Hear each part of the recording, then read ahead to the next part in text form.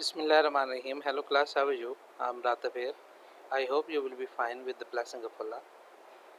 So dear class, today we'll talk about connotative meaning, collocative meaning, reflective meaning, and stylistic and social meaning. Dear class, we know very well that semantic is the study of meaning. But what do we mean by meaning? So meaning is simply a set of association that a work evokes is the meaning of word defined by the image that its user connect to it. For example, we talk about the winter might mean snow. And if we talk about the denotative meaning, it also have been suggested that the meaning of the word is simply the entire in the word which the word refers to.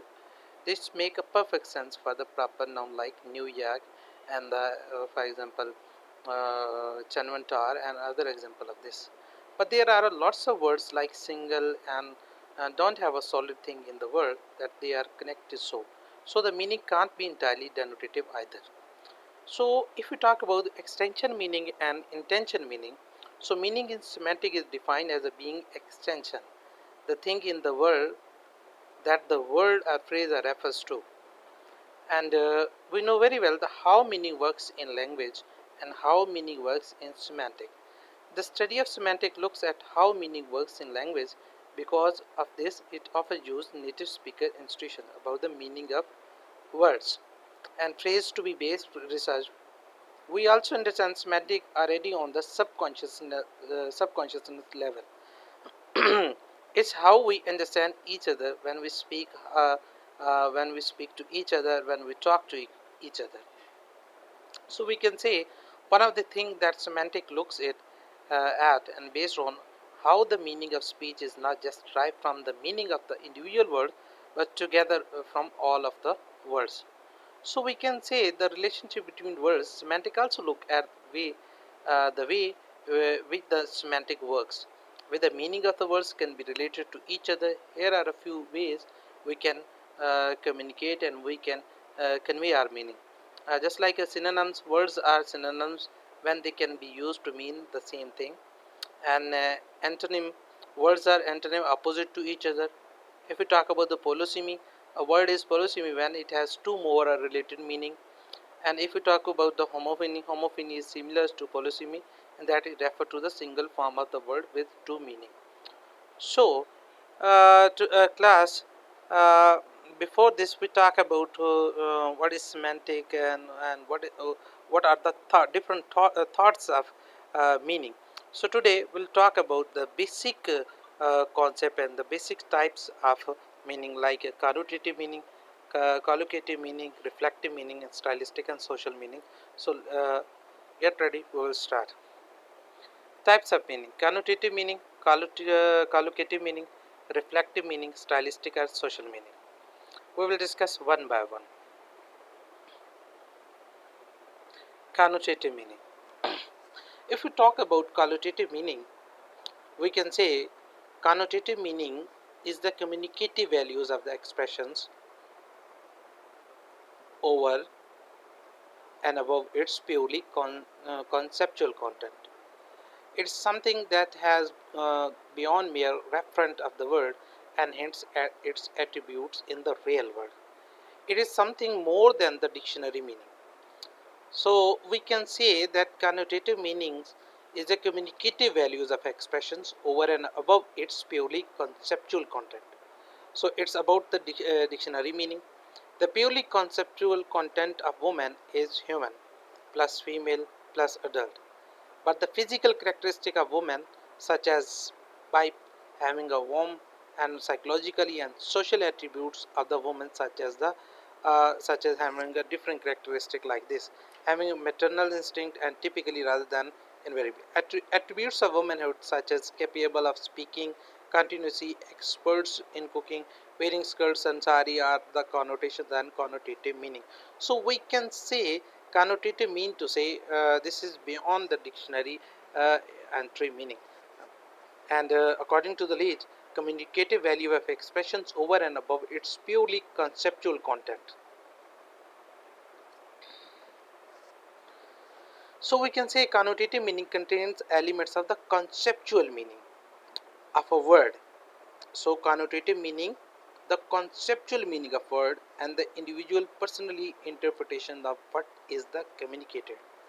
The, that interpreted is based on the personal experience of the hearer.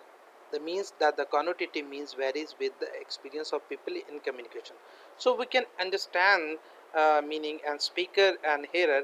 A hearer can understand meaning on the basis of their experience, on the basis of their interpretation, how they interpret the meaning.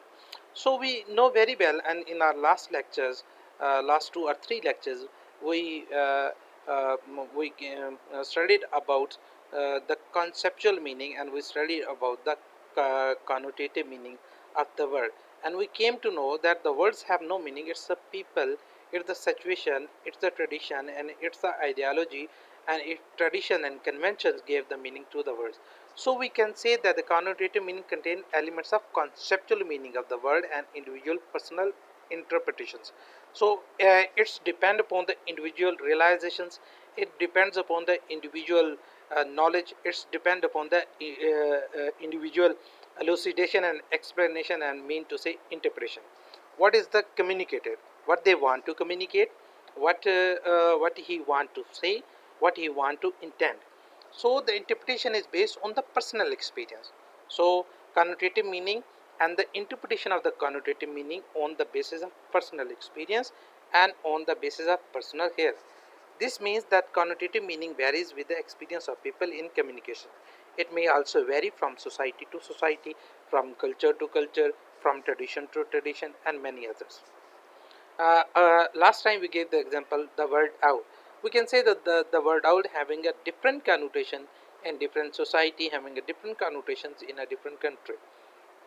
So mean to say, if we talk about in Pakistani society, and if we talk about the word owl in Pakistani society, so the word owl is symbol of bad omen. If we talk about the word owl in English society, the word owl is symbol of wiseness. And if we talk about the word owl in Indian society, it's the symbol of bad thing, bad behavior, and rude behaviors.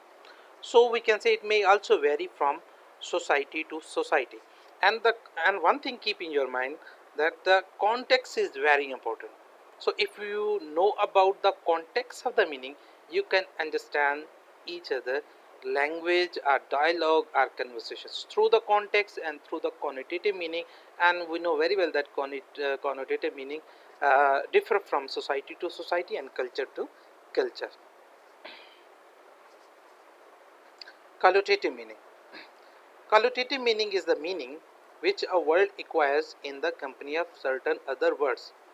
Words collocate or co-occur with a certain words only. For example, big business is acceptable and not large business and great business. So mean to say collocative meaning is the meaning which a word acquires in the company of certain other words. With the company of another word, the joining of other words, the collocative meaning is meaning which a word requires. So for example, we gave the example, big business is acceptable and not a large business and great business.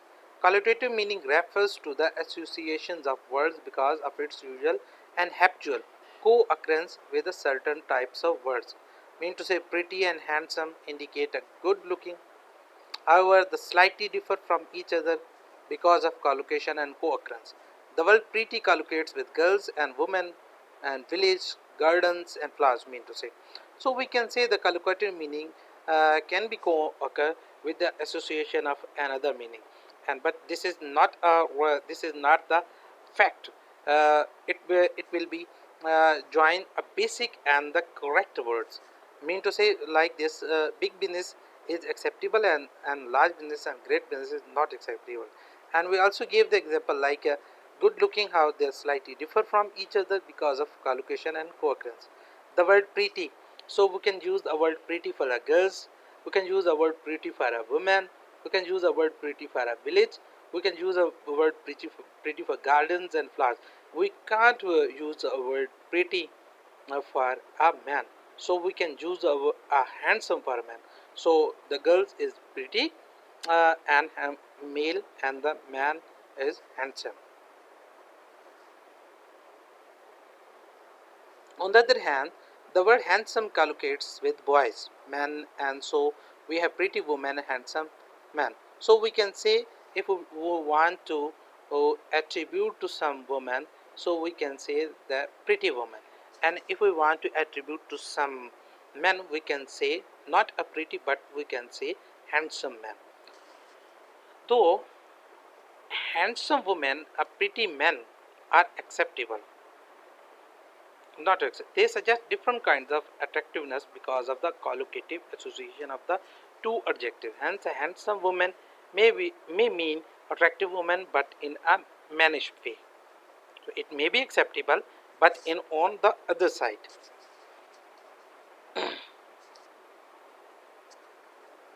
Affective meaning. You use language to express your personal feelings. So we can say we know that language is the mean of communications. Language is to express some ideas, feelings, and emotions to another, including your attitudes to the listener and your attitude to the something you are talking about. Meaning of this type is called affective and emotive meaning. So according to Leach, we can say you use language to express your personal feeling, including your attitudes to the listener and your attitude to something you are talking about. Meaning of this type is called affective and emotive meaning.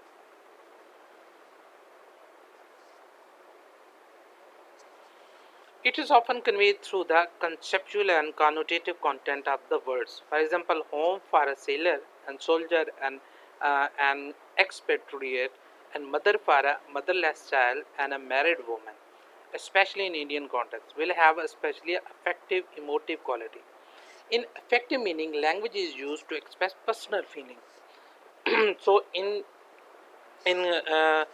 affective meaning, language is used to express personal feeling, our personal attitudes and the listener and to the subject matter of his discourse. For each, affective meaning refers to what is conveyed about the feeling and attitudes of the speaker. So we can say the affective meaning, you can use affective meaning to convey the feelings and attitudes of the speaker to, through use of language. Attitudes and listener as well as attitude to what he is saying.